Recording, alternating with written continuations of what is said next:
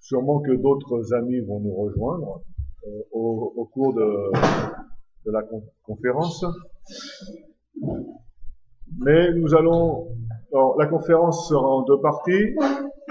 Je vais intervenir pour expliquer le problème. Et ensuite, Maître Erdal Doran précisera les choses de telle façon que vous soyez totalement informés de ce qui se passe actuellement, surtout par rapport, bien entendu, au massacre des populations de Dersim. Alors, moi je vais parler en français. Kidem Voj, qui me français, alors, ensuite, moi je vais parler en français. Ensuite, donc, Maître Erdal Doran interviendra en langue turque et ce sera traduit par Astrid. Après.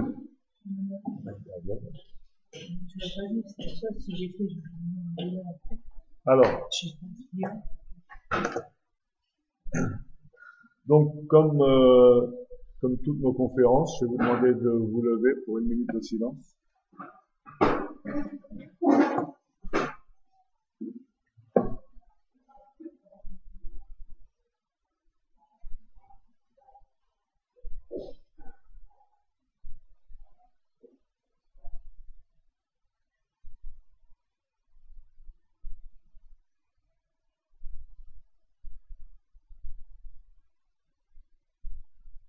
Merci.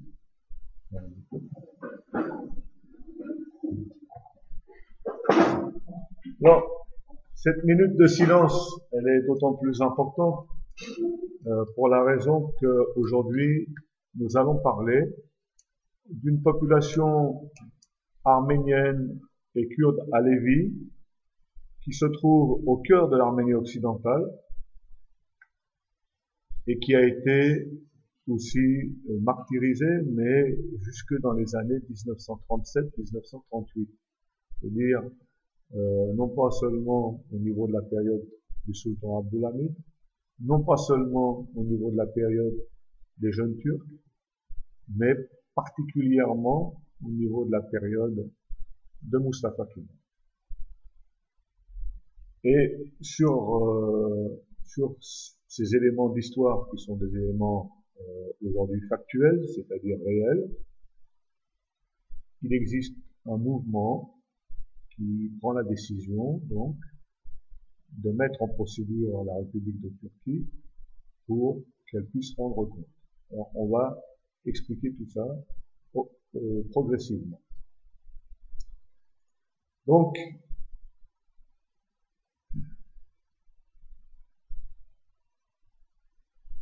simplement, je voudrais rappeler le contexte un petit peu international de ce qui se passe actuellement, de ce que on vit sans être véritablement présent, mais en tout cas de ce qu'on subit. La guerre en Syrie, les révolutions dites révolutions arabes, particulièrement orientées vers les États constitués au moment de la signature du traité de Sèvres. Alors là, je parle de la Tunisie, je parle de l'Égypte, de la Libye, je parle de l'Irak et aujourd'hui de la Syrie. Si on voit la situation, ce sont des États qui se sont constitués par le biais du traité de Sèvres.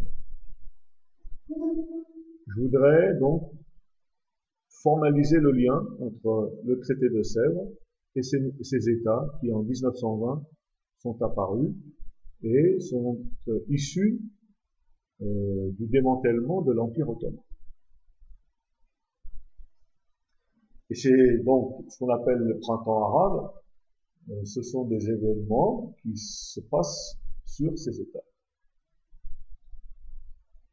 Et ces conditions sont la cause d'un climat de remise en question générale de la souveraineté donc des nations et de l'autodétermination des peuples de la région. Alors ça c'est important, c'est que actuellement comme par exemple ce qui se passe en Syrie. On remet pas en cause l'intégrité territoriale d'un État, mais on remet en cause la souveraineté de la population qui vit dans cet État, en, bien entendu, en avançant des valeurs comme la liberté.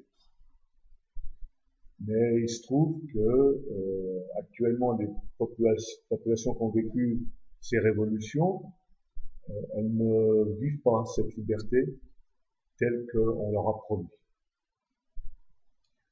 Il faut savoir aussi que ni la Cilicie et ni l'Arménie occidentale ne sont exempts de l'application de leurs droits déjà reconnus de jure par les nations en 1920.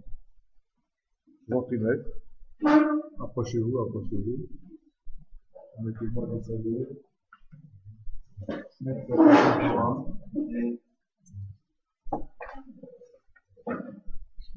Et donc, il faut savoir que la Cilicie et l'Arménie occidentale, ce sont des régions qui ont été reconnues comme États et qui ont même déclaré leur statut d'État dans les années 1920.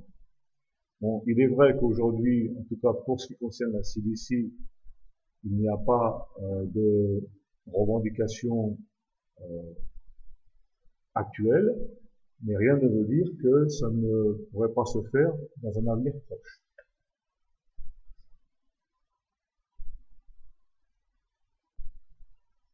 Alors, une conférence aussi pour qu'on décide ensemble, parce que, en fait, nous, on analyse les problématiques, et en l'occurrence, la problématique d'aujourd'hui, je la répète, c'est une procédure au niveau de la Cour pénale internationale pour les massacres de Dersim.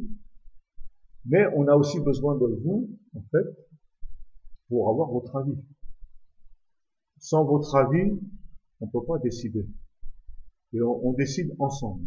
C'est-à-dire que on va approfondir. Je souhaiterais que vous-même puissiez poser vos questions et que nous, de notre côté, on puisse y répondre. En fait, en répondant à vos questions, on avance aussi, nous, dans notre raisonnement et dans notre façon de travailler. Il faut savoir que, donc, la problématique est simple.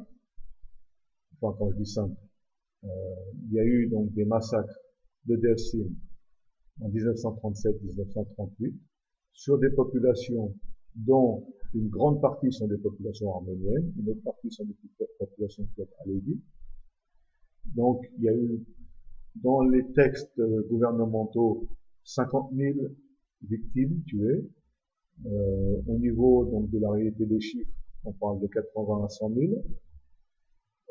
Et au niveau des textes, il y a eu 22 000 exilés, mais au niveau des chiffres, on parle de 70 000. Et tout ça, toutes ces opérations ont été fomentées, ont été organisées par l'État et l'armée turque. Vous allez comprendre qu'aujourd'hui, même ces explications ne sont pas remises en cause par le gouvernement turc. Le Conseil national d'Arménie occidentale donc demande justice. Bon, vous savez que nous avons une méthode de travail qui consiste au mieux et au plus possible de pouvoir déplacer les problématiques de crimes contre l'humanité, de génocide ou de crimes de guerre sur le domaine juridique. C'est notre souci. Et de ne pas laisser ces crimes entre les mains de politiques qui, durant des dizaines d'années, nous feront miroiter parfois des reconnaissances, et ces reconnaissances sont souvent elles-mêmes injustes et elles-mêmes falsifient la réalité historique. Donc ces massacres faisaient partie d'un plan systématique qui se prolonge depuis 1894. Depuis, en fait, les massacres de Sassoun, organisés, perpétrés par Abdulhamid et son gouvernement. Alors pourquoi j'ai notifié cette date? Parce qu'il se trouve que dans la procédure que présente Maître Doran, il se trouve que lui-même en parle. C'est-à-dire qu'aujourd'hui, au niveau de la Cour pénale internationale, il existe donc un dossier, si je ne me trompe pas, qui fait à peu près 300 pages, qui explique toute la procédure génocidaire de l'extermination, concernant l'extermination des populations, depuis Abdul Hamid. Donc c'est pour la première fois dans notre histoire, quand même, que nous sommes devant cette réalité juridique où nous avons une population victime associée à un avocat qui entame, alors là, Maître Dorian entame des procédures par rapport à la question du négationnisme, et là, on parle de la question directement du génocide. Donc, faut savoir aussi que l'entrevue aussi des deux avocats, c'est quand même quelque chose d'extraordinaire pour nous, qui sont actifs. Nos avocats sont actifs à ce niveau, au niveau donc du négationnisme ou au niveau donc de ces procédures internationales, que depuis peu. Et pour nous, c'est un grand changement. C'est presque, on utilise souvent le mot révolution, mais c'est aussi pour nous une révolution stratégique dans notre façon d'appréhender notre histoire et dans notre façon de pouvoir demander justice, puisque auparavant, ça ne se passait pas comme ça. Alors, une présentation rapide du Dersim. Le Dersim, c'est cette région qui est au cœur de l'Arménie occidentale. Au sud, vous avez Kharpet. Au nord, vous avez Erzincan. Et au milieu, là, vous avez une région magnifique qui représente à peu près, si je ne me trompe pas, 10 000 km², c'est-à-dire peut-être même bien plus quand même. Mais en tout cas, qui est un endroit au niveau naturel et au niveau de ses ressources génétiques très préservées. C'est un endroit, c'est une région qui est isolée et qui a pu maintenir pendant, comme le Zeytoun ou comme le Sassoun, pendant des années, des populations qui ont vécu presque en semi-autonomie, on va dire, et particulièrement les populations arméniennes de la région. Donc, on va passer plusieurs cartes pour bien vous situer cette région. On connaît l'Artsakh, on connaît l'Arménie orientale, on connaît Van, on connaît Bitlis, on connaît Erzurum, on connaît Rebizond, et là on découvre le Dersim. On connaît la Cilicie qui se trouve là. Et on voit ici Diyarbakir, Dikranagir qui se trouve juste en bas. Un point que je voudrais faire apparaître, c'est la situation du Dersim par rapport aux frontières du président Wilson, c'est-à-dire aux frontières de l'Arménie occidentale. C'est important, puisque on s'aperçoit que là, véritablement, le support juridique que nous mettons en avant, c'est-à-dire la situation des populations autochtones, les droits des populations autochtones, c'est un support qui travaille directement dans le cadre des populations autochtones du Dersim.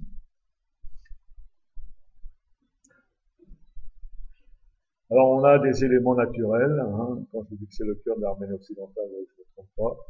On retrouve une architecture arménienne, on retrouve un patrimoine arménien. Dans le Dersim, c'est aussi beau que vous le voyez.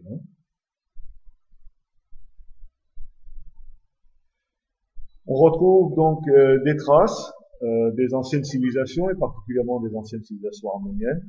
Il faut savoir que quand on parle des Kurdes alevis, alors dans l'alévisme, il y a deux courants. Il y a le courant plutôt d'Ali, plutôt porté sur l'islam, et il existe le courant, on va dire, pour ne pas dire plus alevi, c'est-à-dire un courant qui est porté plus vers les croyances du soleil et de la lumière.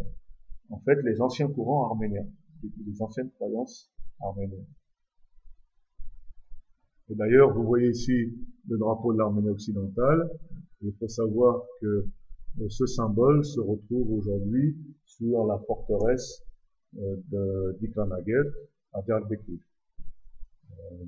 J'y suis allé, j'ai même photographié donc ce symbole. Alors, le génocide. Par génocide, nous voulons dire donc la destruction d'une nation ou d'un groupe ethnique. En général, le génocide ne veut pas dire nécessairement la destruction immédiate d'une nation.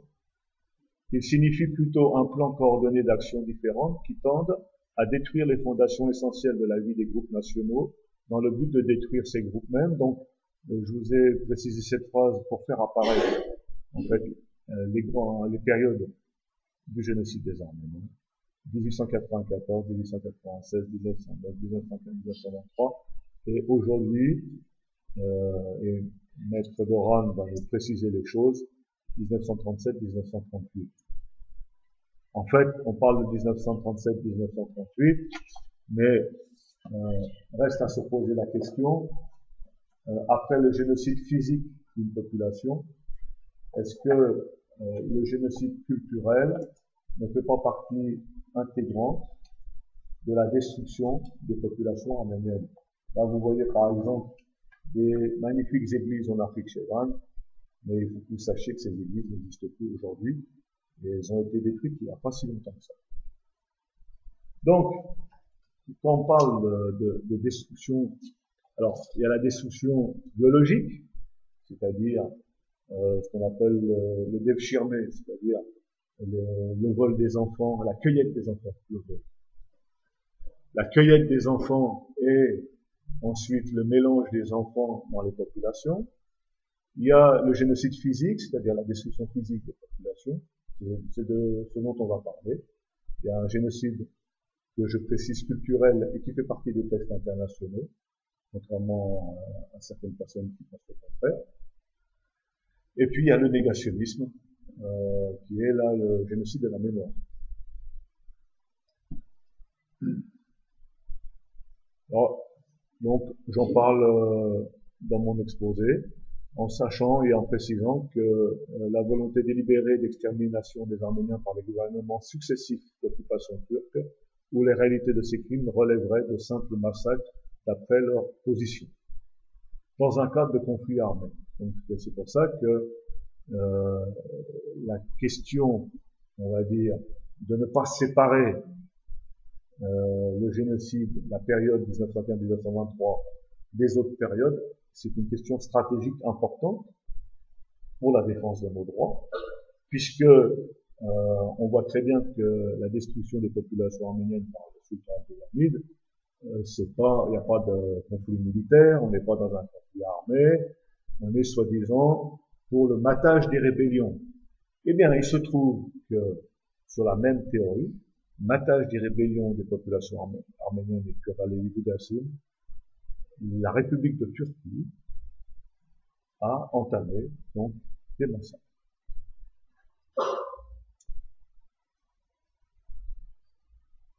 Donc, ce document, je vais aussi le transmettre à Maître Doran parce que véritablement il va en avoir besoin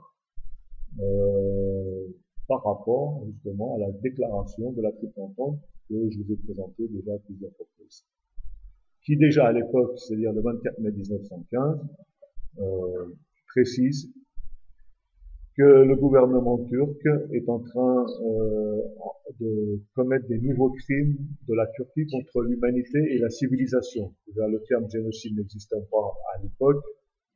Par contre, ces crimes contre l'humanité et la civilisation, c'était des termes qui existaient.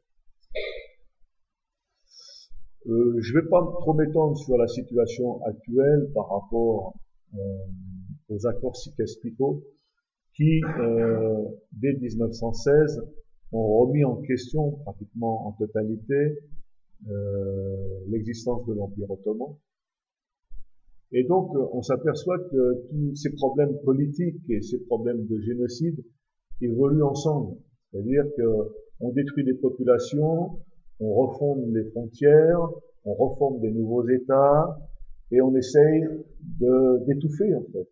C'est-à-dire qu'il hein, on parle du négationnisme, le génocide de la mémoire, mais aussi on parle d'une façon d'orienter des phénomènes politiques, politico-juridiques, de telle façon qu'en fait, ces responsabilités soient dissoutes sur le temps.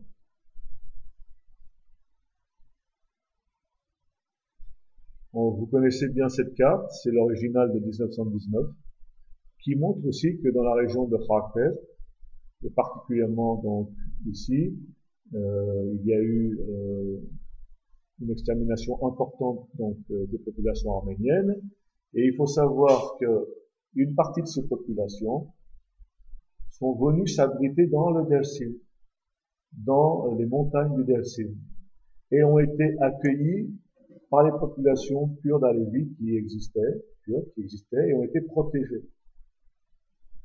Alors, bien entendu, le maître d'Oran va nous préciser un petit peu ce qui s'est passé. Ensuite, autre chose simplement, c'est la partie, on va dire, plutôt économique de la situation. Il faut savoir que Dersim étant le cœur donc, de l'Arménie occidentale, il y a des barrages qui sont en train de se former, il y a des réseaux, oléoducs, gazoducs, qui traversent cette région, et tous ces phénomènes économiques, politico-économiques, font que les populations souffrent. Pourquoi elles souffrent? Parce que avec les barrages, on inonde des villages, on inonde un patrimoine culturel, et donc on efface encore la mémoire de ces populations. Il faut savoir que Maître d'Oran aussi a utilisé on va dire, la destruction du patrimoine culturel de ces populations arméniennes et kurdes, à Lviv, dans le cadre de sa procédure. Ça aussi c'est important. C'est-à-dire que c'est pas seulement une procédure, il le précisera, par rapport à la destruction physique, c'est aussi une procédure par rapport à l'environnement des populations.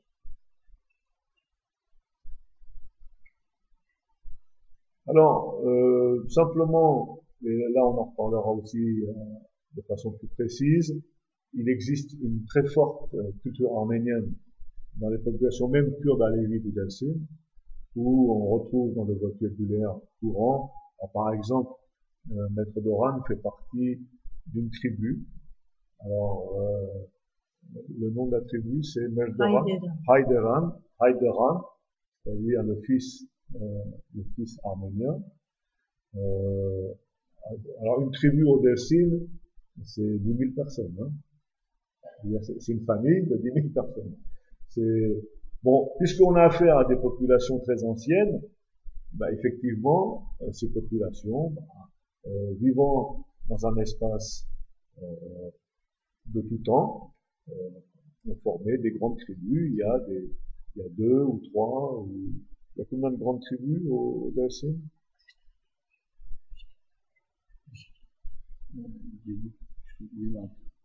26. Voilà. Donc, une population constituée de 26 familles qui sont devenues des tribus qui forment un peuple. Et donc, une grande partie de ces tribus ont des racines arméniennes.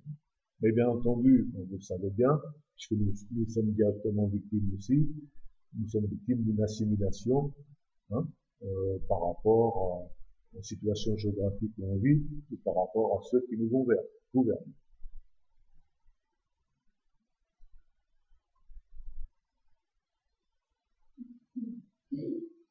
Alors, donc je reviens encore là dans mon explication sur ce qu'on appelle les crypto-arméniens, c'est-à-dire ces Arméniens qui en fait se cachent de leur arménité pour préserver leur existence. Donc c'est un phénomène qui est très ancien chez nous, hein, mais que soi-disant, pour certains découvrent il n'y a pas si longtemps que ça. Mais pourtant, il faut savoir que vu le niveau des persécutions qu'on a vécues, les Arméniens ont toujours fait pour essayer de se préserver d'une façon ou d'une autre. Et donc le fait de changer même l'identité était un moyen de nous préserver.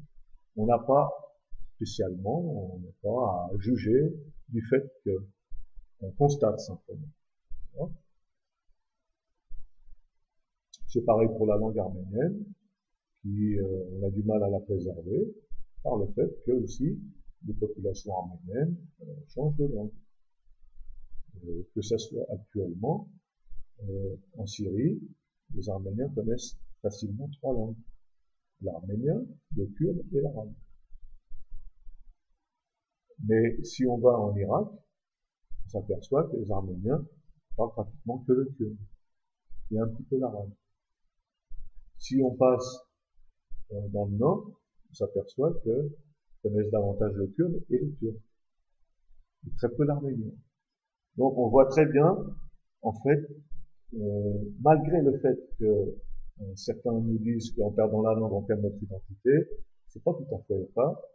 On perd notre langue, mais on essaye de préserver notre identité. Et en tout cas, plusieurs générations après, les Arméniens, qui ont même changé un petit peu d'identité, se reconnaissent comme Arméniens, et c'est le plus important. Donc la démographie, on va en reparler, mais parce que ça, c'est important par rapport au nombre de victimes qu'il y a eu. Hein, c'est à peu près 300 000 habitants durant donc les statistiques de 1925-1927.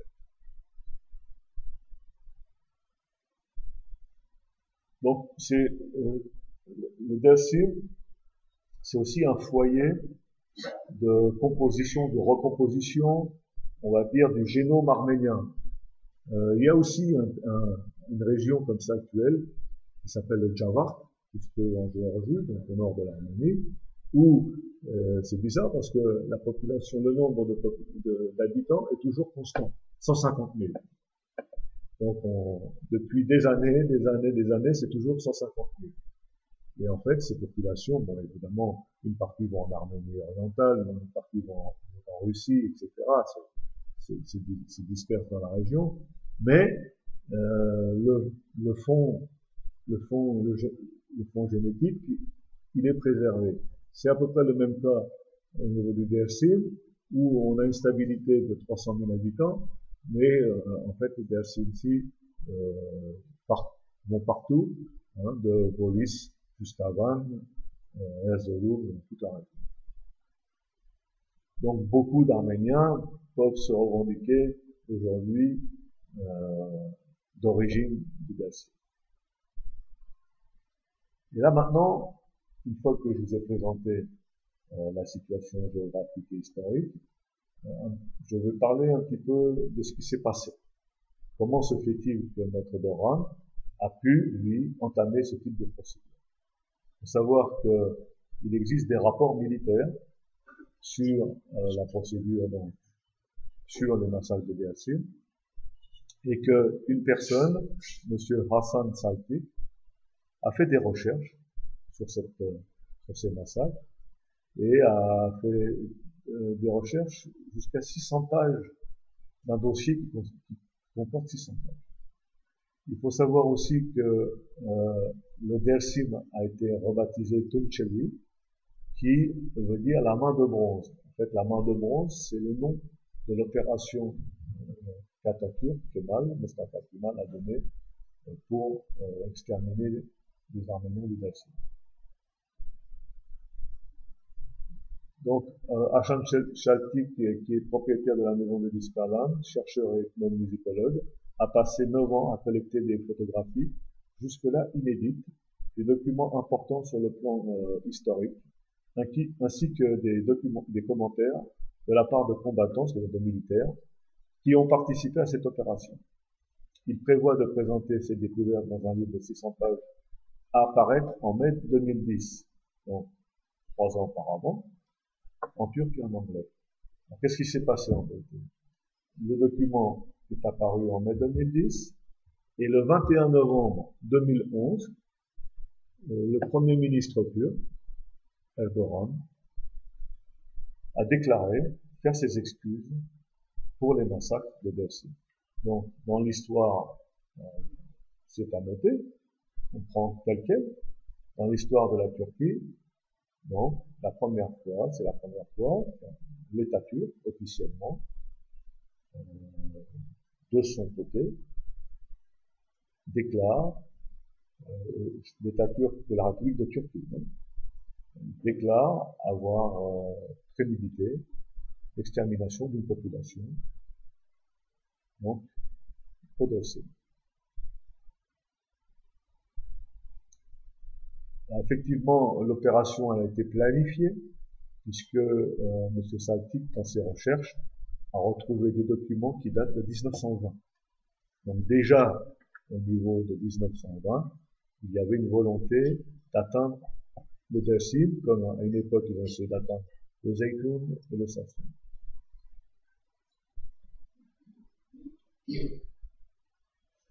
La raison, le prétexte de l'intervention, c'est donc l'insurrection tribale kurde. Donc là, on a l'habitude, hein, que ce soit au Sassoun ou ailleurs, on essaye de combattre la rébellion des populations autochtones. Donc c'est toujours le même prétexte, jusqu'à aujourd'hui d'ailleurs. Alors, M. Saltik précise dans son document, il affirme que la raison fondamentale qui présidait cette opération était que la région abritait des Alévis du Dersim et qu'il s'agissait simplement d'Arméniens rescapés du génocide qui avaient changé d'identité. Donc, c'est précisé aussi dans ses conclusions. Les sources officielles précisent que les habitants du Dersim ne payaient pas d'impôts, soi-disant, et étaient exemptés de services militaires et qu'ils étaient toujours en rébellion. Néanmoins, nous possédons des documents qui prouvent le contraire. Atatürk dirigea lui-même l'opération du Dersim. Alors, il y a les chiffres du gouvernement et les chiffres réels. Vous les voyez, 50 000 pour le gouvernement de tués, 80, presque le double pour les chiffres réels. Les enfants orphelins furent soumis à une politique de turquification que vous connaissez, puisque on a vécu ça déjà durant les 30 années du génocide des Arméniens. Alors, M. Saltik a aussi récupéré des témoignages des militaires qui regrettent leurs interventions au niveau donc de cette période. Alors, après, il y a le côté, on va dire, plutôt politicien turc qui vient se greffer sur cette situation. Alors, concernant la violente polémique soulevée par les commentaires du vice-président du Parti républicain du peuple, Onur Oymen, sur l'opération du Dersim, Saltik précise en fait qu'Oymen devrait être félicité. Il a fait ce que les habitants du Dersim n'ont pu faire des années durant, en mettant le sujet à l'ordre du jour. Saltik est persuadé que la Turquie, là on rentre dans ce qu'on appelle en règle générale les relations arméno-turques, que la Turquie entre dans une ère de grands changements, de démocratie, de grands changements. Tous les tabous de ce pays vont être brisés et à l'avenir, plus rien n'existera dont on ne puisse parler. Alors, effectivement, les tabous peuvent être brisés, mais vous savez que réparer n'est pas seulement un tabou. Et on demande, bien entendu, et on précise toujours les choses, que le crime perpétré par des criminels doit être réparé pour les victimes. Alors, pour finir mon exposé, M. Erdogan s'excuse pour les meurtres des Kurdes en 1938. Le Premier ministre turc, Recep Tayyip Erdogan, a précisé ses excuses pour le massacre de plus de 50 000 Kurdes par l'armée turque dans les années 1930. Alors, il est le premier dirigeant turc à faire ses excuses. Les meurtres ont eu lieu lorsque l'armée a écrasé une rébellion kurde dans le Dersim en utilisant des bombardements aériens et des gaz toxiques. Normal, c'est normal. Les excuses arrivent à un moment de tension entre la Turquie et la population kurde. Là, si vous voulez, on pourra en parler aussi, si vous avez des questions, par rapport, par exemple, aux déclarations de M. Öcalan. M. Erdogan a fait des excuses inattendues au cours d'une réunion des responsables du parti dans la capitale Ankara. S'il est nécessaire de présenter des excuses au nom de l'État, donc, s'il y a une telle pratique, je m'excuserai et je m'excuse. M. Erdogan a déclaré dans un discours qui a été télévisé. Donc, vous comprenez bien que Et concernant le génocide des Arméniens, cette démarche d'excuse ne correspond pas tout à fait aux exigences du Conseil national d'Arménie occidentale. Sachez-le, je préfère quand même, dès le départ, vous rassurer sur ce domaine. C'est vrai que d'autres structures qui font partie de la diaspora ont une autre démarche qui se rapprocherait pratiquement de cette démarche d'excuse. Puisque il y a un terme chez nous qui est largement diffusé qui dit que si la Turquie s'excuse, nos morts pourront dormir en paix. Hein? Bon, tout le monde, on peut croire, tout le monde a le droit de croire ce qu'il veut. Nous, notre problématique, elle est d'ordre juridique. D'accord? Elle n'est pas d'ordre sentimental, elle n'est pas d'ordre nos martyrs vont dormir, tout ça, non. Nous, elle est d'ordre juridique. Devant un crime, on demande des réparations, et la meilleure des reconnaissances, ce sont des réparations. Donc ça, c'est le document, donc, d'une décision. Alors, il existe des documents, hein, traduits en français, des décisions militaires et gouvernementales, qui font partie, bien entendu, du dossier de Maître Breton. Alors, j'ai préparé d'autres éléments dans mon dossier, dans mon exposé, qui parlent des droits des populations autochtones, qui parlent aussi des droits des minorités, qui montrent la différence. Et, bien entendu, ici je précise, et j'aime bien le rappeler, la sentence du président Wilson, qui est une sentence qui est aujourd'hui encore qui est valable, qui est encore valide, et qui montre où commence la Turquie et où commence l'Arménie. Et c'est sur cette base-là que s'est constitué un Conseil national de l'Arménie occidentale, un gouvernement en exil, et aujourd'hui la mise en place d'un parlement d'Arménie occidentale. Si vous souhaitez qu'on en parle tout à l'heure, on pourra en parler. Voilà. Je vais donc pas étendre mon discours. Je vous remercie de m'avoir écouté et je vais immédiatement transmettre la parole à Maître Doran pour qu'il puisse nous préciser les éléments de la procédure. Et ensuite, voilà, on interviendra pour le débat. Herkese merhabalar. Vous êtes la bienvenue. Dün Cuma günden beri Asya'yı çok görüyorum. Dünden beri de Sayın Armanak'ı çok görüyorum. Öncelikle yorgunluklar için burada söylemek istedim. Merci. Je dis depuis vendredi, j'ai fatigue Astrid et depuis hier, surtout Armenak, je les fatigue. Je le remercie d'avoir. Bu başvuru Yancasında Dersim'deki Alevi, Zaza, Kürtler için değil, aslında orada halen yaşayan bir kısım Ermeniler veya gizli Ermeniler için yapıldı. Halen saklı Ermeniler için yapıldı. Ces démarches qu'on a fait auprès de Cour pénale internationale concernent pas uniquement les Alevis, Kurmanj et Zaza de ces régions. Ça concerne pas uniquement les Kurdes Alevis, mais ça concerne aussi une toute petite population arménienne qui toujours habite dans la région et des Arméniens qui se sont cachés sous l'identité des Alevis. Dilekçenin başlığında zaten Kürt nüfusunun büyük oranda Kürt ve Ermeni halklarının çocuklarının asimilasyonundan bahsediyoruz. Dans la plainte, dans le dossier qu'on a déposé, on parle notamment des enfants arméniennes et des enfants kurdes de ces régions qui subissent une assimilation permanente. Bunun şu nedeni var. Biraz önce Armanak anlattı. Dersim'in 11 bin yıllık geçmişi var. Çok eski bir tarihçesi var. Ve 2 tane büyük Ermeni krallığı da orada kuruldu. L'histoire de Dersim, c'est très ancien, ça date à 11 000 années, comme Armenak a précisé tout à l'heure.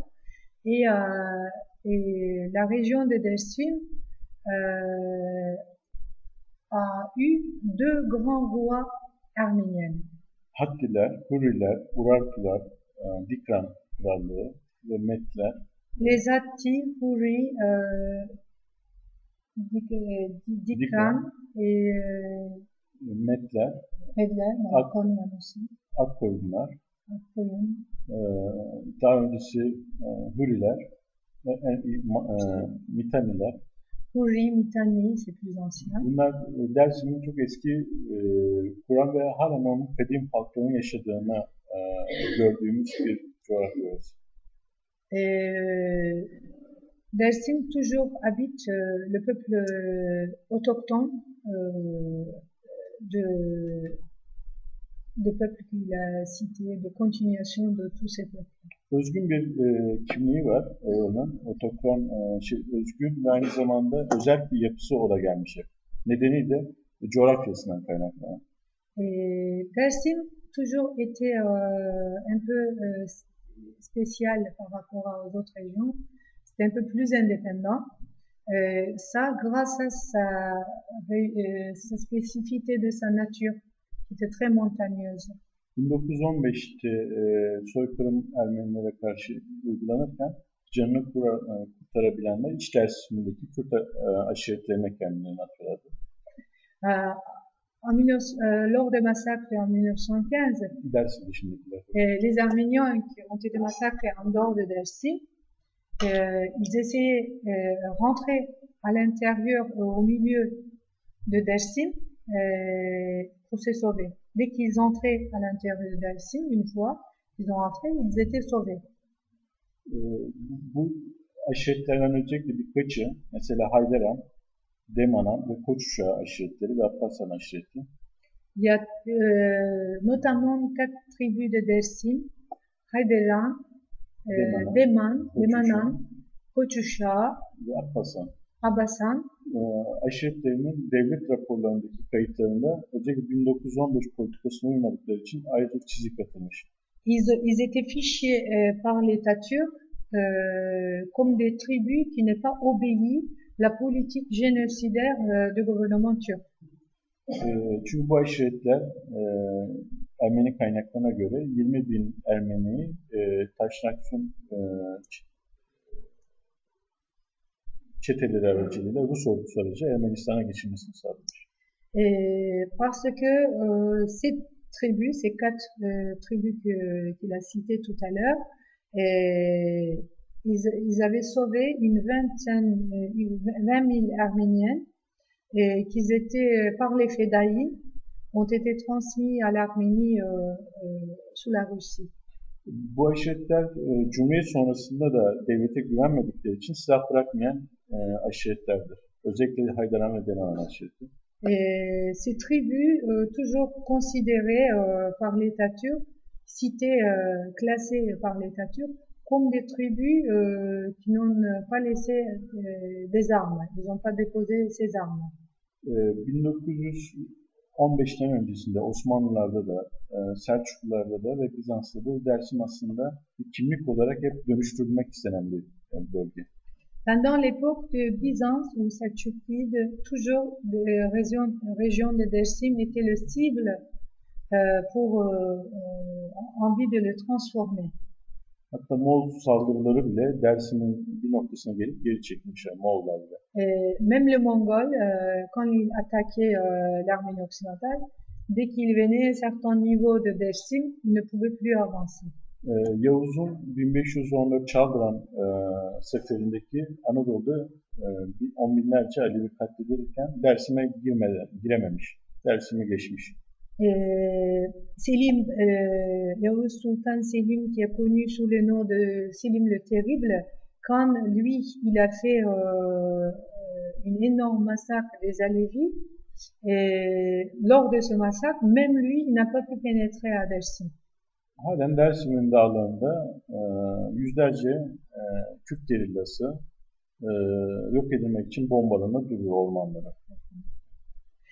Même actuellement, tous les jours, l'État turc, il bombarde les montagnes de Dersim et il bombarde le Dersim, puisqu'ils abritent, même à nos jours, Dersim, plusieurs centaines de combattants kurdes dans ces montagnes. Yani benim gözlemim şu ki Dersim halen işgal edememiş yani. À mon avis, Dersim toujours n'est pas pu être conquis par l'État turc. Bu soykırım 1937-38 soykırımına kadar Osmanlı 108 sefer düzenliyor Dersim'e. Jusqu'à les génocides des Arméniens, pendant l'époque Empire ottoman, le gouvernement turc, ils organisent 108 attaques sur les Dersim. Ve bu sefer artık sonuç alamadıkları için şöyle bir söylem yapıyorlar. Sefer yapılır dersin ama zafer kazanılmaz. Puisque chaque fois ils n'arrivent pas à leur fin, à la fin ils ont dit on peut attaquer à Dersim, on peut faire des expéditions, mais on peut jamais conquérir. Cumhuriyet tarihinde teknolojinin gelişmesiyle birlikte, uçaklar ve zehirli gazların oluşmasıyla birlikte bu askeri operasyonlar niteliğini değiştirdi.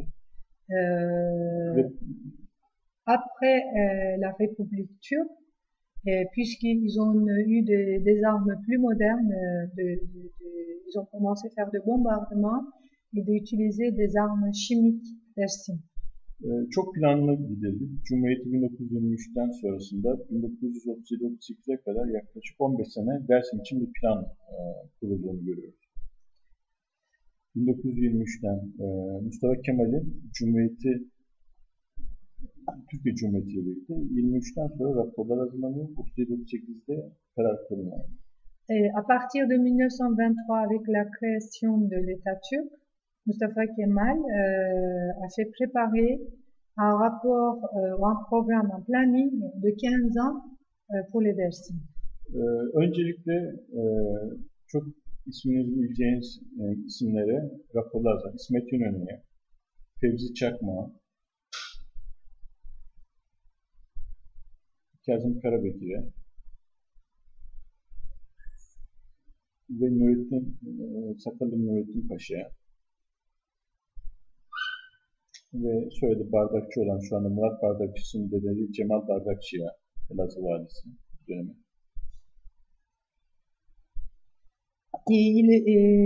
Différents premiers ministres ou les dirigeants turcs comme İsmet İnönü, Fevzi Çakmak et Nurettin Paşa, Cemal Bardakçı ve ismini saymadığım birkaç kişi. Encore quelques autres dirigeants turcs, ils ont préparé en permanence des rapports sur les Dersim.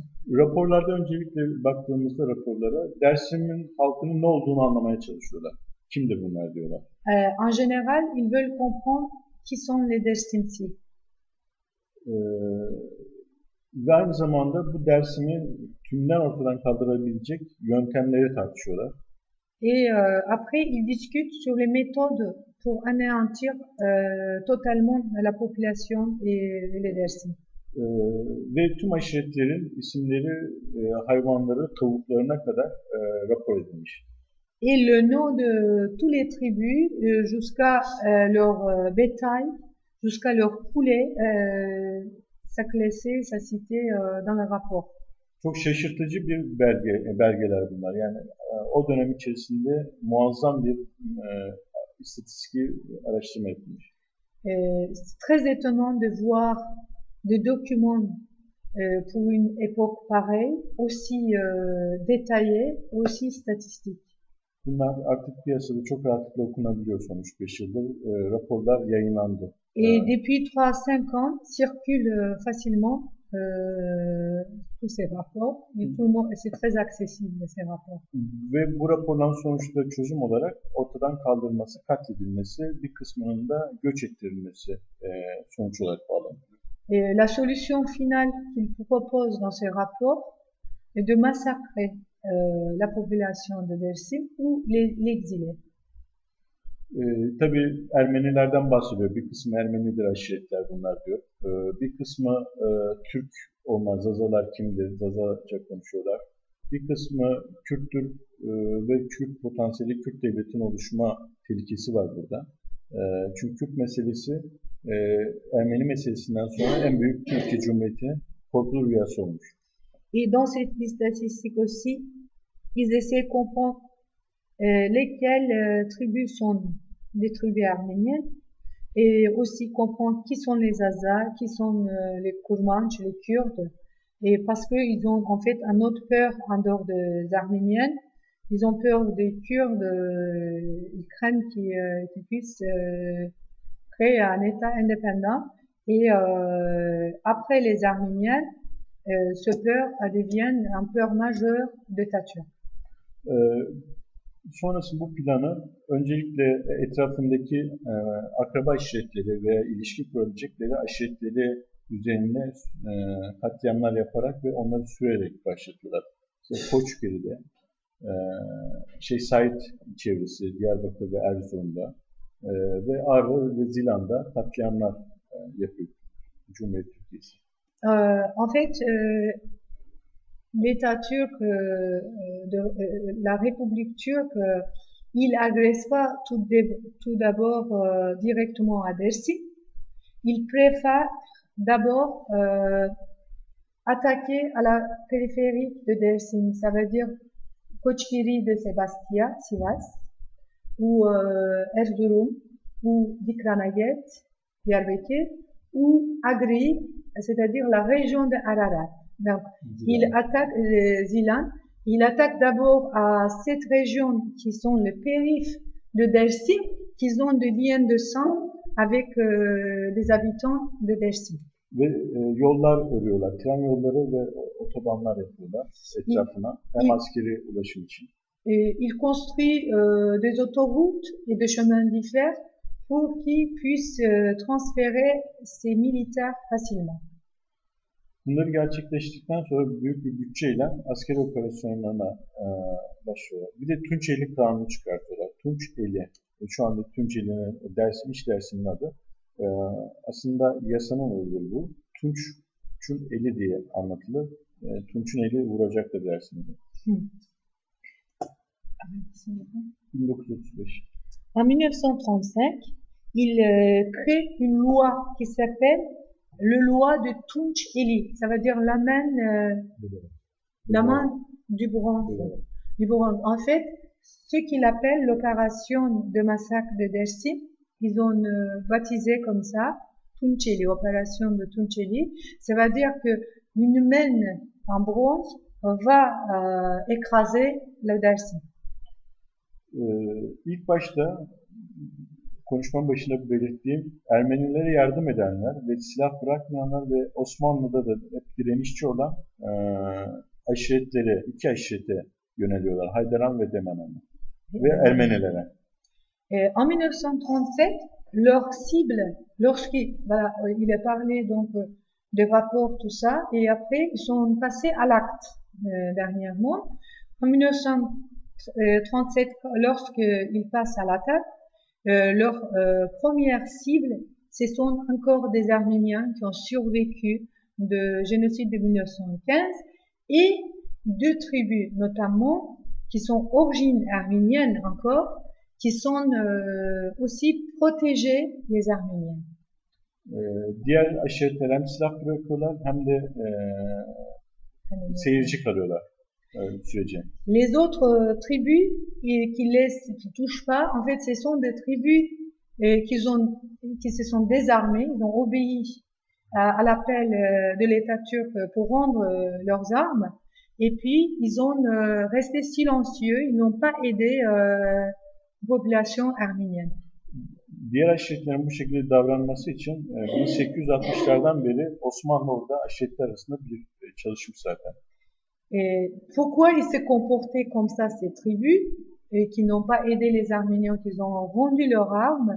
En fait, l'État turc, depuis 1860, l'Empire ottoman, le gouvernement de l'Empire ottoman, ils ont fait un travail énorme sur les tribus pour qu'ils soient obéissants vis-à-vis de l'Empire ottoman. 1800'lerin sonuna kadar herhangi bir Osmanlı yetkilisi mesela Dersim'de yok. Jusqu'à la fin de 1800, par exemple, il n'y a pas un seul représentant du gouvernement ottoman turc dans la région de Dersim.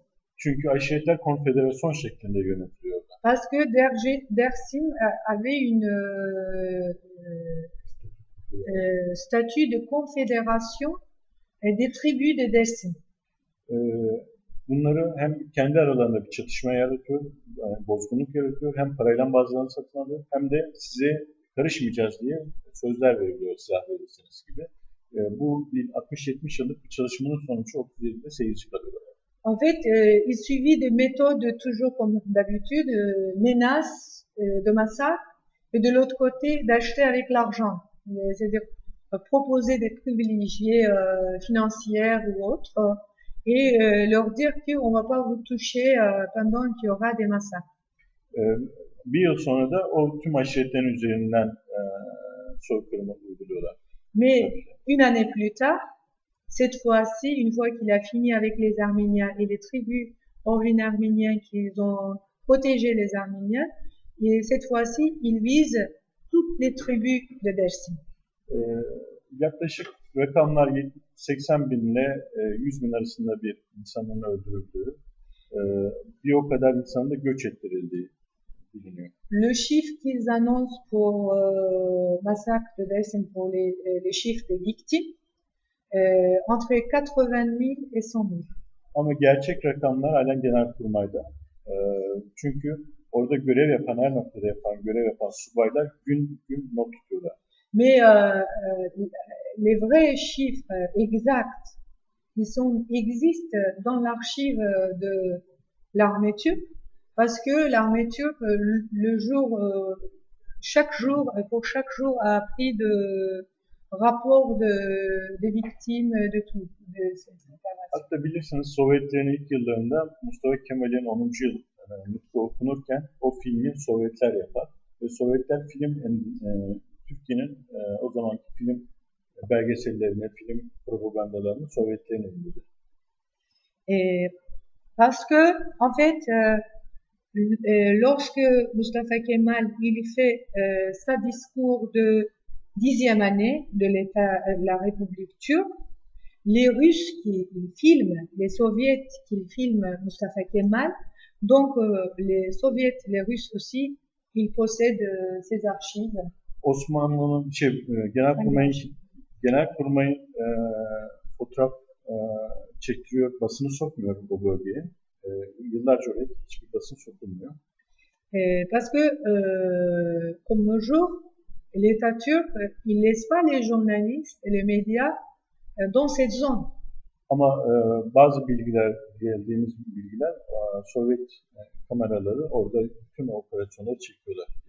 Mais certaines caméras de soviets sont présentes dans la région et ils font des films documentaires sur les massacres.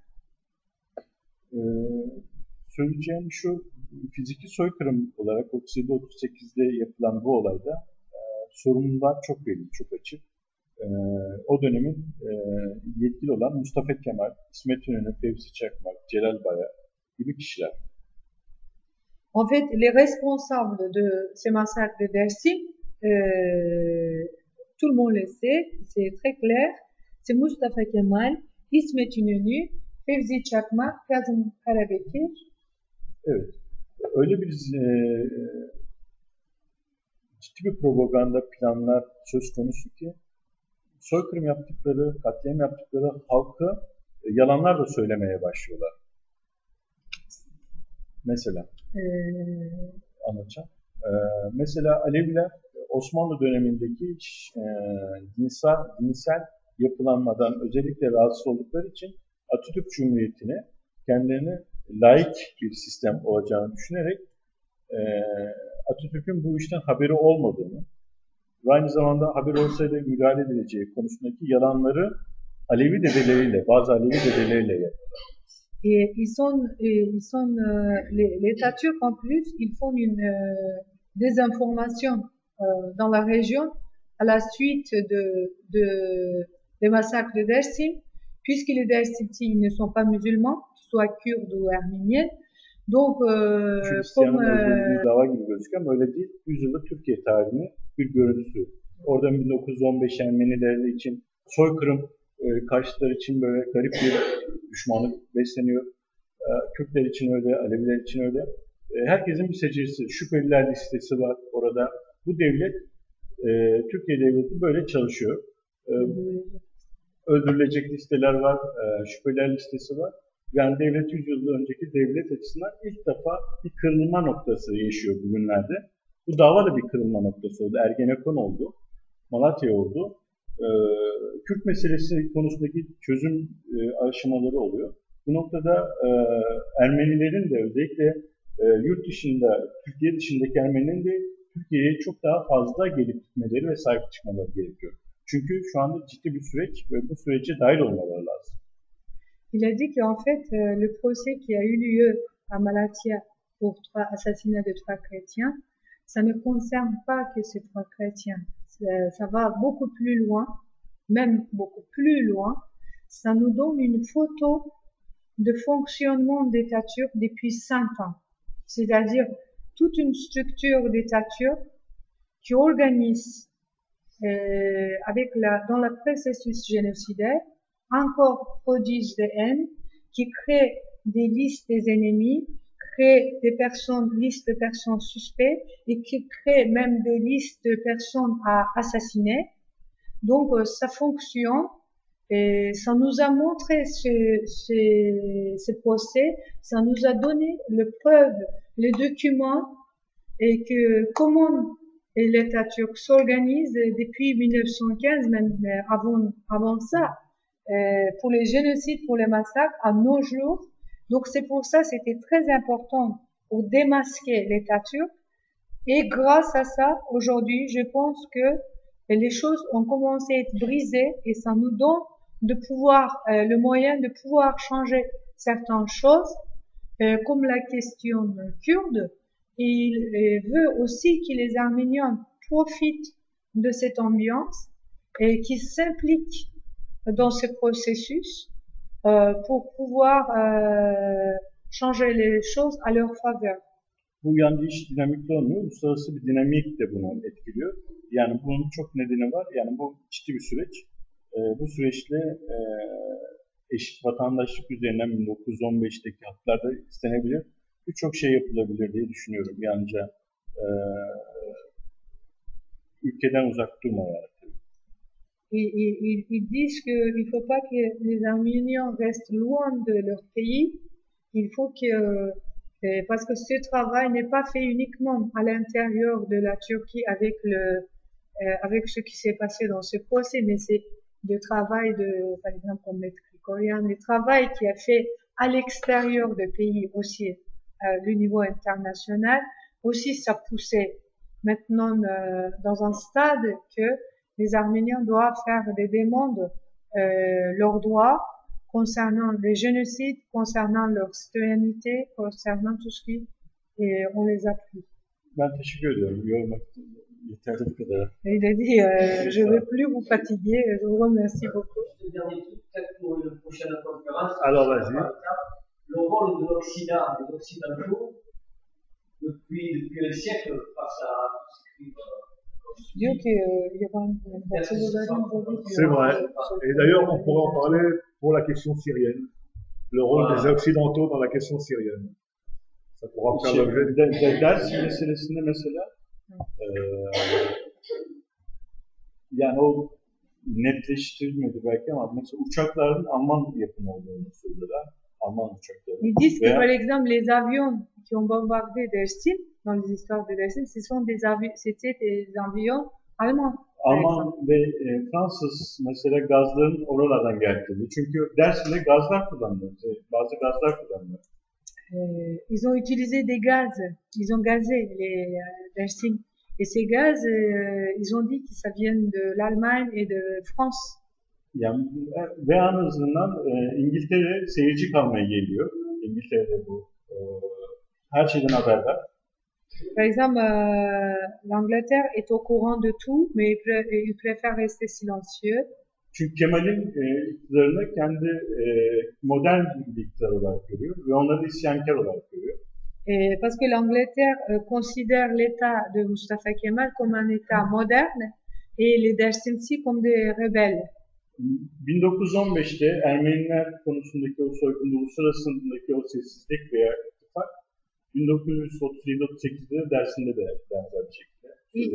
Il dit c'est exactement, ils ont dans le même comportement qu'ils ont eu pendant le génocide des Arméniens. Ils ont dans la même attitude, les Occidentaux, pendant les massacres de Dersim aussi. Et est-ce que c'est des garanties d'indépendance de la justice turque? Est-ce qu'on peut compter sur l'indépendance des juges? Est-ce qu'ils sont réellement indépendants? Les juges turcs actuellement en Turquie pour les procès des chrétiens, vous parlez, et diyor ki hakimlerin, savcıların bağımsızlığından konuşabilir mi? Bu Malatya duruşmasında. İki kere hakim ve savcı değişikliği oldu. Ils ont deux fois changé les juges et le président du tribunal. Biz bunları çok ciddi bir şekilde ben ve bir arkadaşım, avukat arkadaşım Orhan Kemal çok teşhir ettik, baskı yaptık. Ve bir daha yapmayın. Çünkü 400 klasör oldu dosya. Ve dosyaya hakim olmak bir zor, bir de olayı anlamak çok zor. Nous, on a demandé avec mon collègue, mon confrère, on a demandé ne plus changer, qu'ils ne changent plus les juges et les présidents parce que il y a 400 classeurs des informations qui existent pour ce procès et quand il y a les juges qui changent, c'est pas possible qu'ils puissent connecter à tout ce qui les autres ils savent, c'est pas facile. Donc on est craint de ça. Çünkü bu hakim ve savcılar da normal generaller, subaylar suç işleyemez, mümkün değil. İftiradır bakışıyla yetişen Türk İslam sentezli hakim savcılardı çünkü. Zamanla bir kısmı değişti, algı değişti. Au début, tous ces juges, les juges et les magistrats qui s'occupaient de ce procès, bien sûr, ils étaient élevés dans l'esprit en Turquie que les généraux, les militaires ne peuvent pas mentir, ce sont des gens honnêtes, ils sont des gens corrects, etc. Donc, mais entre eux, certains, grâce à notre insistance, détermination, surtout les grâce à preuves qu'on leur a présentées, une partie, ils ont changé. Ben çok kavga ettim ilk yılda. Taleplerime reddediliyordu ilk 2 yıl. Au début, j'étais disputé beaucoup parce que presque régulièrement, ils rejetaient mes demandes. Tous mes demandes, ils étaient rejetés. Şimdi biz müdahil vekilleri olarak talep ederken daha ciddi alıyorlar. Mais maintenant, en tant que partie civile, nous nous prenons plus au sérieux. Çok ciddi bir mücadele ettiğimizi söyleyebiliriz oradan. Mais je peux vous dire que nous avons vraiment fait une sérieuse lutte, une sérieuse. Hem mahkemeyle hem de iktidar üst kurulu hakim savcılar yüksek kuruluyla. Çünkü onları atayan hakimler savcılar yüksek kuruluyla tartışma var. On a même fait, on a discuté même, c'est les institutions, je ne sais pas comment on dit en français, ceux qui décident d'affecter les juges, l'institution qui affecte les juges. C'est l'institution des juges ou des magistrats qui affecte les juges et les magistrats. On est même discuté avec eux. Çoğu duruşma çıkışında hakimler savcılar yüksek ve Adalet Bakanlığı'na müdahale etmeyin diye çağrıda bulundu ve yazılar da yazdı. Et à la fin de chaque procès, je fais appel à un ministère de la Justice et cette institution qui affecte les institutions de juges et de magistrats. Chaque fin de procès, je les ai fait appel d'arrêter, changer les juges basında da çok yer aldı du fonctionnement. Yani medya çok ciddi bir şekilde medyada gündemde tutmayı başardı. Mais on a réussi faire parler le média sur ce sujet et tout le temps on a réussi de les mettre en actualité.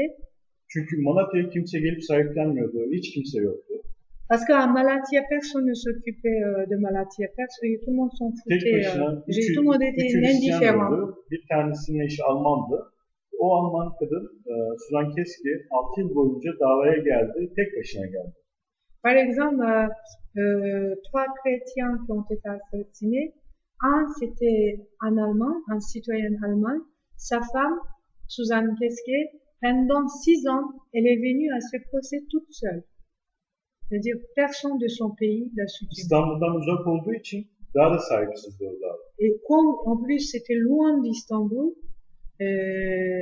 personne ne Ve s'intéressait. bu Malatya, biraz önce anlattığım o teşkilatın ana karargah yeri.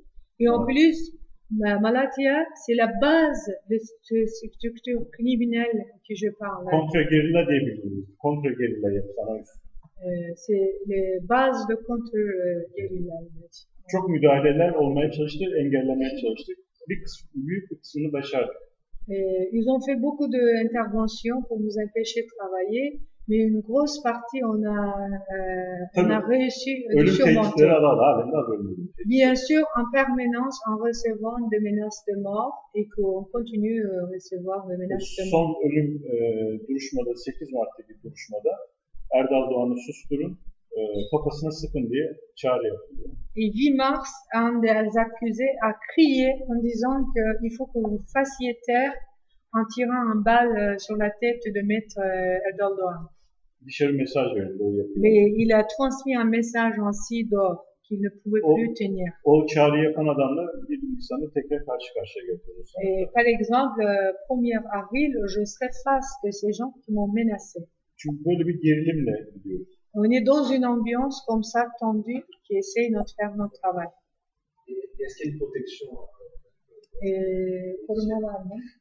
Türkiye'de 3 yıllık bir koruma verildi ama bir korumayla hayatımı çok isteyeceği için korumayı istemedim yani. Bu gibi planlarda, bir de bu gibi planlarda çok organize yapıp çalışılıyor. Mesela Hrant Dink olsun, Malatya Hristiyanların 3'ünün öldürülmesi olsun veya Alevi dernekleri suikast planlar çıktı. Et en fait, ils ont donné une protection de police, un seul police pour le protéger pour 3 ans. Mais il a refusé parce que pour lui, c'était très difficile de pouvoir travailler avec un police à ses côtés. Et en plus, un police, il aurait pu rien faire parce que dans l'assassinat de Hrant Dink, qu'il soit l'assassinat de ces 3 chrétiens, et quand ils décident d'assassiner quelqu'un, mais rien que pour l'exécution, ils sont une 30aine. Donc un seul police ne peut rien faire. S'ils ont mis dans la tête, ils le font. On peut rien faire pour les empêcher. Yani aslında belki polisle uğraşmak lazım ama ben yine de bir polisin yapabileceği, bir önleyeceği bir şey değil. Kendileri de söylüyorlar zaten. Ils disent même eux-mêmes que normalement peut-être je dois accepter cette protection, mais eux-mêmes ils disent qu'un police en effet ne peut rien faire un seul police pour le protéger. Thank you.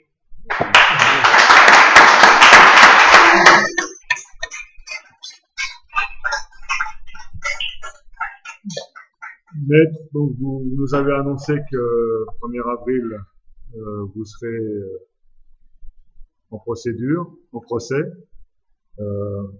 On vous souhaite bon courage, on est tous avec vous. Et sachez que hier vous avez sollicité que les Arméniens se rassemblent aussi autour de vous, et sachez que les Arméniens vont se rassembler autour de vous. Dieu qui dit une seule vie que l'événement est en présentation et un événement est en présentation.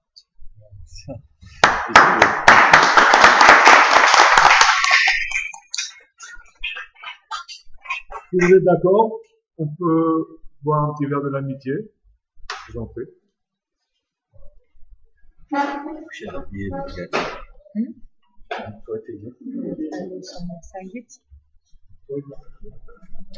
En fait,